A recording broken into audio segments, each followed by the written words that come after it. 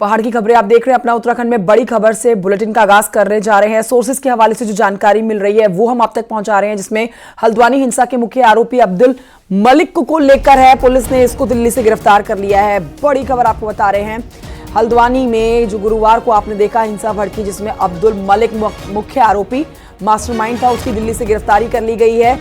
अब दिल्ली से रवाना हो चुकी है उत्तराखंड पुलिस। इसको लेकर ये जानकारी मिल रही है। बड़ी जानकारी दे रहे हैं। अब्दुल मलिक की गिरफ्तारी से जुड़ी हुई उत्तराखंड पुलिस अब्दुल मलिक को लेकर दिल्ली से रवाना हो चुकी है। इससे पहले कल 5 आरोपियों को हल्द्वानी से गिरफ्तार किया गया था और 16 नामजद समेत करीब 5000 लोगों के खिलाफ केस दर्ज किया गया है हल्द्वानी हिंसा से जुड़ा हुआ।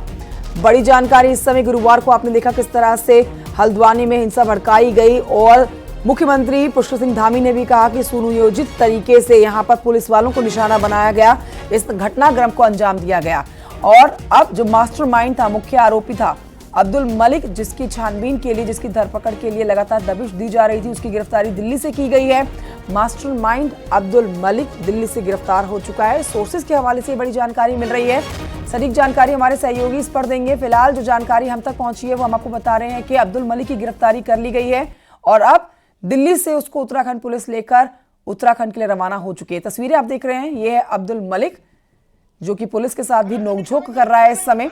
हल्द्वानी हिंसा का मास्टरमाइंड, कई पुलिस वालों को यहां पर निशाने पे लिया गया, पत्थर उनके ऊपर बरसाए गए और इस पर मुख्यमंत्री पुष्कर सिंह धामी ने भी कहा कि ये पूरी प्लानिंग के तहत, तैयारी के तहत इस घटनाक्रम को अंजाम दिया गया। हल्द्वानी दंगे में एसपी के बड़े नेता का भाई भी गिरफ्तार हो चुका है। एसपी नेता अब्दुल मतीन सिद्दीकी का भाई जावेद सिद्दीकी गिरफ्तार हुआ है। ये वीडियो आप जो देख रहे हैं, इसी वीडियो के आधार पर ये गिरफ्तारी की गई है जावेद सिद्दीकी की। बनभूलपुरा में 17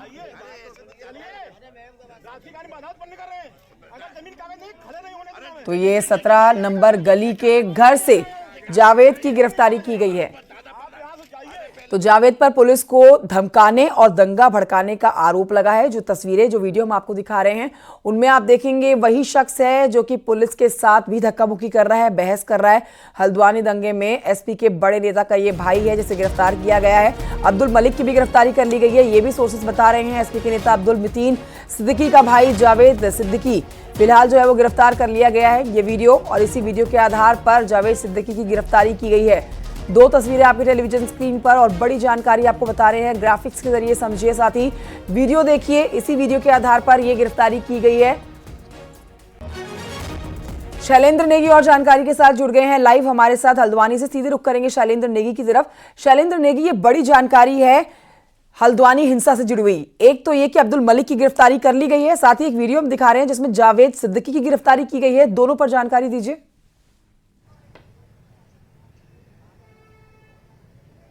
देखिए, बिल्कुल जिन 5 आरोपियों की गिरफ्तारी हुई थी उसमें अब्दुल मतीन सिद्दीकी जो कि समाजवादी पार्टी के प्रभारी हैं, उनके भाई की गिरफ्तारी हुई है। वो कल गिरफ्तारी हुई थी, लेकिन अभी की सबसे बड़ी खबर यह आ रही है कि जो इस पूरे के पूरे घटनाक्रम का मास्टरमाइंड माना जा रहा है, मुख्य आरोपी जिसको पुलिस मान के चल रही है, वो है उसकी गिरफ्तारी हो चुकी है। अब्दुल मलिक की गिरफ्तारी हुई है। दिल्ली एनसीआर से इसको गिरफ्तार किया गया है और वहां से इसको लेकर के पुलिस आ रही है उत्तराखंड हल्द्वानी। इस समय मैं हल्द्वानी कोतवाली के ठीक बाहर मौजूद हूं और यहीं पर उसको लाया जाएगा और फिर इंटरोगेशन होगा और उसके बाद पुलिस एक चार्जशीट तैयार करेगी। और अब्दुल मलिक पर कई तरीके के गंभीर आरोप हैं। गंभीर आरोप इसलिए हैं क्योंकि वो सरकारी जमीन पर कब्जा करके न सिर्फ प्लॉटिंग कर रहा था 50-50 रुपए के स्टाम्प पेपर पर, बल्कि वो और भी ज्यादा इस जमीनें कब्जाने के लिए मदरसे का निर्माण इसमें कर दिया था। उसने एक मस्जिद का निर्माण कर दिया था। हालांकि न तो मदरसा रजिस्टर्ड था और न ही मस्जिद कहीं पर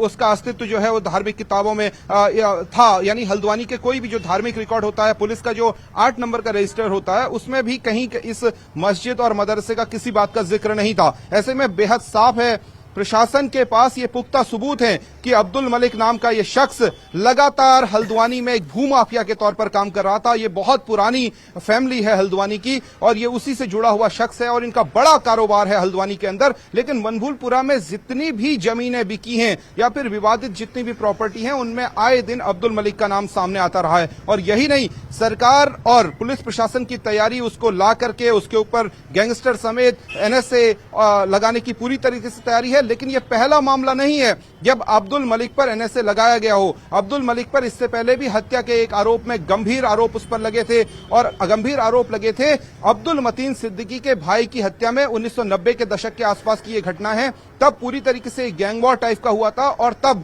ये मुख्य आरोपी के तौर पर उस घटना में भी शामिल थे, लेकिन बाद में बरी हो गए। ठीक है शैलेंद्र, ये मतलब शैलेंद्र ये गिरफ्तारी कई मायनों में इसीलिए अहम हो गई थी और देखिए ऐसे इनपुट्स भी मिल रहे थे सुरक्षा बलों को गुरुवार के बाद से ही कि जो अब्दुल मलिक है, जो मुख्य मास्टरमाइंड है इस पूरे घटनाक्रम का, वो दिल्ली में छुपा हो सकता है, दिल्ली भाग चुका है और इसी वजह से दिल्ली में भी दबिश दी जा रही थी। कोई जानकारी आप तक मिल पाई हो, आप तक पहुंची हो कि आखिरकार कैसे इसको धर दबोचा गया है और दिल्ली में किस तरह से टीमें पहुंची, कहां से दिल्ली से इसकी गिरफ्तारी हुई है? देखिए बहुत सारी जानकारियां अभी निकलकर थोड़ा सा आना बाकी है, लेकिन इतना तय है कि जब से ये पूरा का पूरा घटनाक्रम हुआ था अब्दुल मलिक फरार चल रहा था और माना जा रहा है कि वो लीगल रास्ता तलाशना चाहता था, लेकिन पुलिस लगातार उसे रडार पर बनाए हुए थी। लेकिन पुलिस की टीम न सिर्फ दिल्ली बल्कि दिल्ली के आसपास के लगी हुई जो पेरीफेरी एनसीआर का इलाका है वहां पर भी दबिश दे रही थी। उसके साथ ही मुरादाबाद और बरेली में भी दबिश दी जा रही थी जहां पर इसके रिश्तेदार रहते हैं। बताया यह भी जा रहा है कि अब्दुल मलिक का एक घर दिल्ली में भी है, तो वहां पर भी पुलिस टीम ने छापेमारी की थी। अब ये कहां से गिरफ्तारी हुई है इसका कंफर्मेशन थोड़ी ही देर बाद हो जाएगा जब पुलिस टीम अगले 3 से 4 घंटे के भीतर। ठीक है, तो इंतजार अब यही किया जा रहा है कि उत्तराखंड लेकर आया जा रहा है, दिल्ली से गिरफ्तार की गई है अब्दुल मलिक की। एक अपडेट जल्दी से दे दीजिए शैलेंद्र, चूंकि आप इस समय ग्राउंड जीरो पर मौजूद हैं तो आप बेहतर बता सकते हैं कि कई जगहों से कर्फ्यू हटा दिया गया है लेकिन कई जगहों पर अभी भी कर्फ्यू बरकरार है, तो ताजा स्थिति क्या है, वहां की हालात काबू में है? देखिए बिल्कुल हालात काबू में हैं और जो बनभूलपुरा का इलाका है वहां पर कर्फ्यू लगाया गया और उसके आसपास के इलाके में यानी तिकोनिया से लेकर बनभूलपुरा की अगर मैं इस समय जहां पे खड़ा हूं मैं बताऊं कि इस लेफ्ट हैंड पे एक तरीके से सीधे सीधे इस पूरे लेफ्ट हैंड पे आपको यहां से लेकर के यानी तिकोनिया से लेकर के नीचे बरेली रोड तक आपको लेफ्ट हैंड पे कर्फ्यू और राइट हैंड पे अगर मैं दिखाऊं तो राइट हैंड पे कोतवाली का इलाका है और ये राइट हैंड पे आपको जो है इस इलाके में कहीं कर्फ्यू नजर नहीं आएगा। लेकिन ये जो रोड है ये मेन रोड है, इसको नैनीताल रोड कहा जाता है। अब कर्फ्यू एक तरीके से पूरी तरीके से खुल चुका है इस वाले इलाके में और यहाँ जनजीवन सामान्य होने लगा है और जो चीजों की सप्लाई थी वो भी सब सामान्य होने लगी है, क्योंकि यहाँ सबसे बड़ी मंडी है कुमाऊं की, हल्द्वानी, और यहीं से राशन है, सब्जियां हैं, सब चीजों की सप्लाई कुमाऊं के पहाड़ी डिस्ट्रिक्ट में यहीं से होती है, डिस्ट्रीब्यूशन यहीं से होता है। तो इसलिए सब चीजों की अब जो संचालन था और रोडवेज बसों का जो संचालन था वो सुचारू किया गया। लेकिन एक बड़ा अपडेट यह है कि जो काठगोदाम से चलने वाली जो ट्रेनें हैं वो हल्द्वानी स्टेशन पे नहीं रुकेंगी, यानी कोई भी ट्रेन जो काठगोदाम से चलती है वो काठगोदाम आएंगी जरूर, ट्रेनें जाएंगी जरूर यहां से, लेकिन यहां हल्द्वानी स्टेशन पे कोई भी ट्रेन नहीं रुकेगी। ठीक है शैलेंद्र, बहुत शुक्रिया आपका जानकारी की।